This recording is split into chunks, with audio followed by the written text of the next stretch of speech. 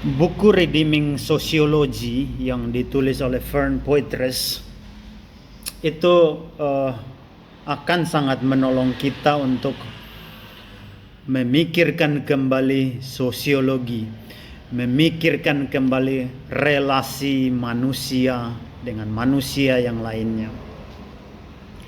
Ini buku yang ditulis dalam konteks spesifik, dalam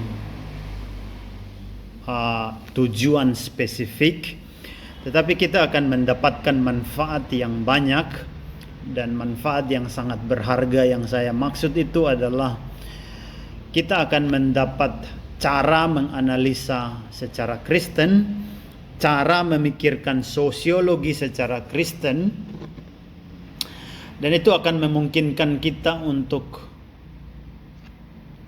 terhindar dari yang pertama, dikotomi publik privat, dan juga kita akan menyadari bahwa realitas di mana kita sebagai makhluk sosial hidup di dalamnya adalah realitas yang sakral. Kenapa dia sakral? Karena realitas itu diciptakan oleh Tuhan, dipelihara oleh Tuhan, makanya masih bisa berjalan seperti yang kita alami sekarang. Bukan hanya itu, relasi sendiri itu adalah anugerah Tuhan kepada manusia sebagai gambar dan rupanya. Ini konsep yang sangat agung, bahwa di dalam relasi kita itu adalah anugerah Tuhan. Jadi relasi manusia itu adalah anugerah Tuhan.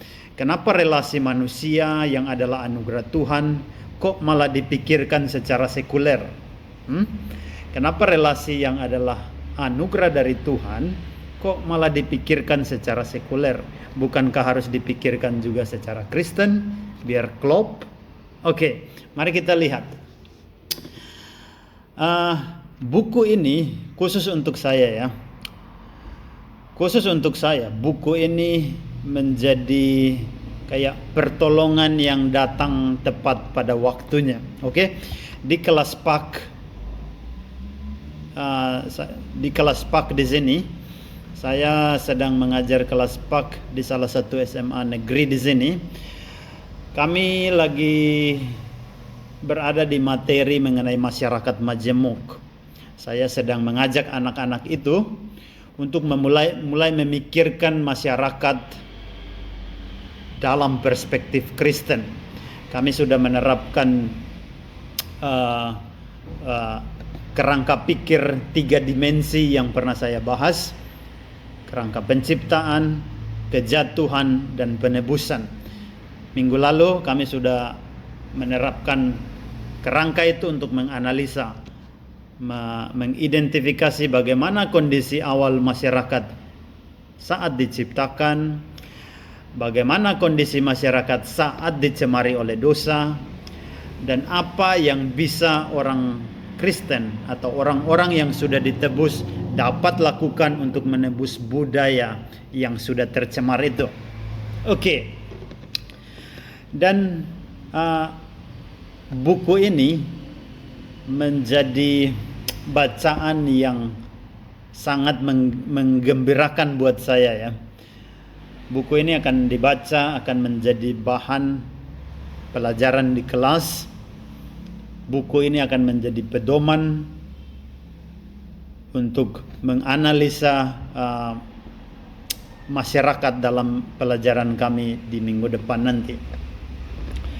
Oke, saya akan memberikan sedikit konteks bagi penulisan buku ini ya. Fern Poitras ini adalah seorang dosen Perjanjian Baru di salah satu STT di Amerika. Oke.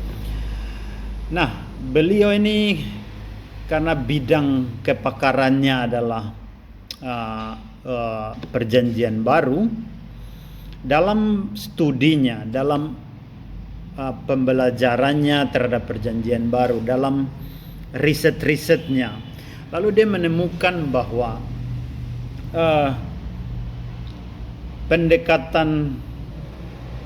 pendekatan linguistik dan pendekatan sosiologis itu telah digunakan oleh para pakar modern, para pakar kontemporer ini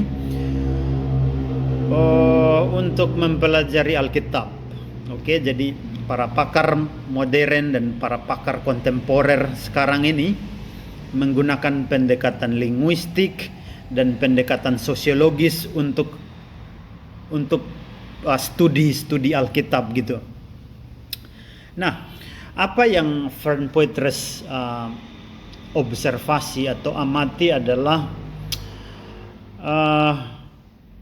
penerapan pendekatan linguistik dan sosiologis terhadap studi Alkitab itu memang tidak bisa dihindari dan memang penting untuk diterapkan.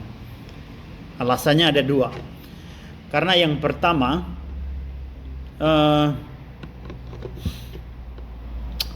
Alkitab itu sendiri kan ditulis menggunakan bahasa.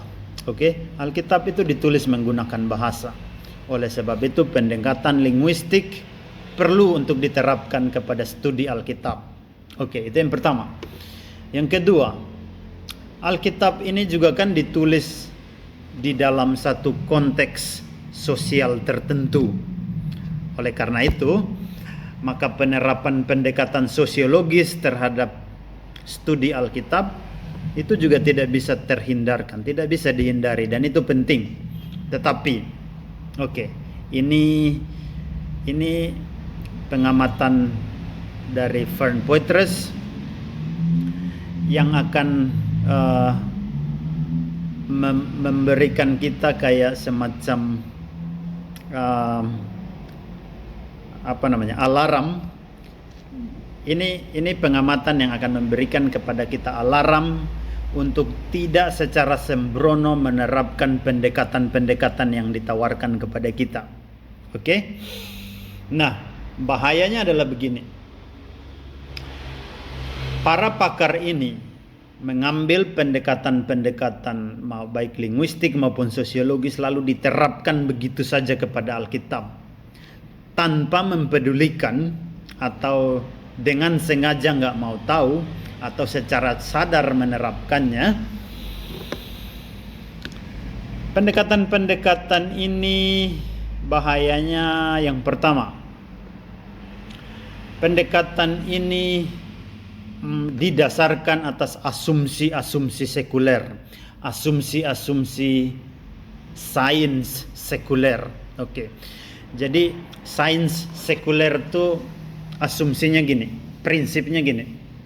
Tugas sains adalah mengobservasi dan menganalisa fenomena manusia atau fenomena di alam semesta ini secara objektif.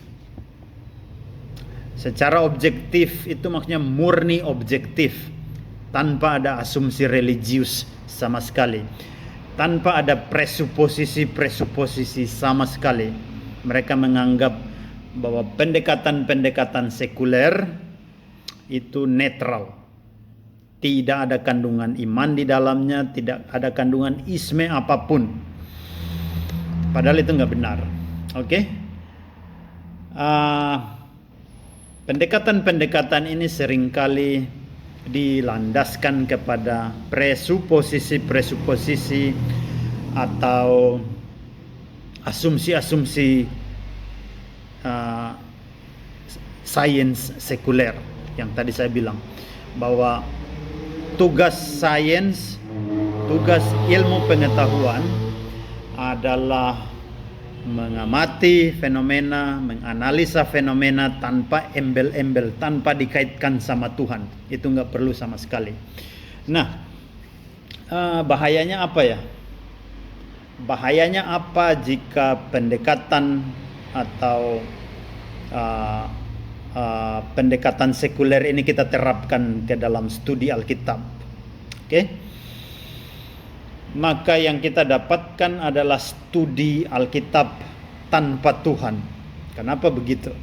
Karena para ilmuwan sekuler ini yang menawarkan atau menggunakan pendekatan linguistik dan sosiologis ini, menganggap tidak perlu untuk mengaitkan pendekatan ini atau studi atau observasi atau analisa terhadap fenomena itu dengan Tuhan. Coba perhatikan ya. Kalau Tuhan disingkirkan dari proyek sains ini, maka fakta tentang dosa juga akan disingkirkan. Kalau Tuhan dan fakta tentang dosa disingkirkan di titik awal dari proyek sains ini, proyek pengamatan, proyek analisa itu, kalau di titik awalnya Tuhan dan dosa disingkirkan, maka teori atau kesimpulan yang dihasilkan dari studi itu adalah teori yang tidak ada kaitannya sama sekali dengan Tuhan. Adalah kesimpulan yang sama sekali tidak ada kaitan dengan Tuhan. Jadi orang bisa sebut ini kayak godless science. Coba sekarang bayangkan.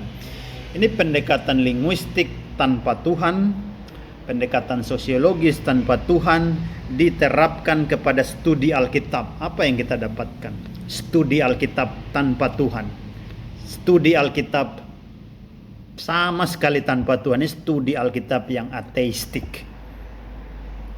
Waktu Van Poitres melihat fenomena ini, dia sebagai orang yang sudah ditebus mengambil bagian. Nah, bagiannya adalah menulis buku ini. Tujuannya adalah beliau ingin menghadirkan satu wawasan dunia yang alkitabiah untuk memikirkan ulang tentang relasi, tentang sosiologi, tentang bahasa. Nah, tujuannya gini, tujuan spesifiknya adalah gini. Karena kepakarannya adalah bidang perjanjian baru, maka dia benar-benar ingin studinya terhadap perjanjian baru itu harus menggunakan pendekatan yang teistik. Maksudnya bukan pendekatan ateistik. Kalaupun pendekatan linguistik dan sosiologis itu harus diterapkan, maka dua pendekatan ini harus ditebus dahulu. Harus ditebus terlebih dahulu. Setelah ditebus, setelah menjadi pendekatan linguistik yang teistik, pendekatan sosiologis yang teistik, baru pendekatan ini boleh diterapkan kepada studi Alkitab. Itu baru klop. Kalau model yang pertama itu adalah kayak pendekatan ateistik diterapkan kepada studi yang teistik. Itu gimana? Itu sama sekali tidak ada klopnya, dan itu sangat berbahaya. Karena ujungnya kita akan mendapatkan studi Alkitab yang ateistik. Udah bisa lihat kan bahayanya? Saya sangat bersyukur ada orang-orang seperti Van Poitres ini. Dia bukan hanya mengurusi egonya sendiri, meneliti untuk konsumsinya pribadi, tapi dia mewariskannya untuk kita juga. Oke. Bagi kawan-kawan yang pengen mendapatkan bukunya, bisa menghubungi saya akan share bukunya. Ini buku masih dalam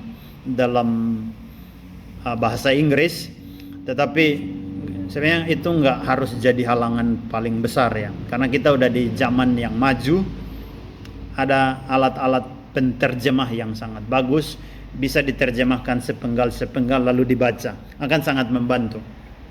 Oke, kalau mau tunggu sampai mahir bahasa Inggris,